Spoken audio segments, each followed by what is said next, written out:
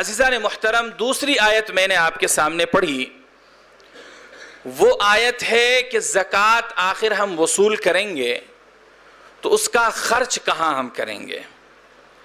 اس تعلق سے میں نے دوسری آیت آپ کے سامنے پڑھی تھی، انما الصدقات للفقراء،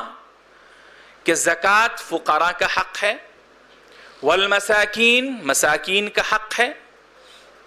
والعاملین علیہا،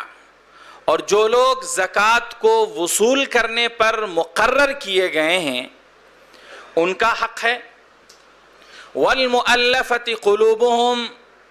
تالیف قلب کے لیے زکوٰۃ کا استعمال کیا جا سکتا ہے، والغارمین وفی سبیل اللہ وابن السبیل، پوری آیت کے اندر 8 مصارف زکوٰۃ ذکر کیے گئے ہیں۔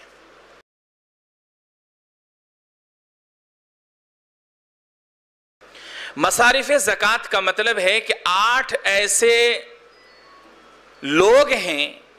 جن کے اوپر زکوٰۃ کی رقم استعمال کی جا سکتی ہے، جن کو زکوٰۃ دی جا سکتی ہے، اور ان 8 لوگوں کے لیے جائز ہے کہ وہ زکوٰۃ لے لیں۔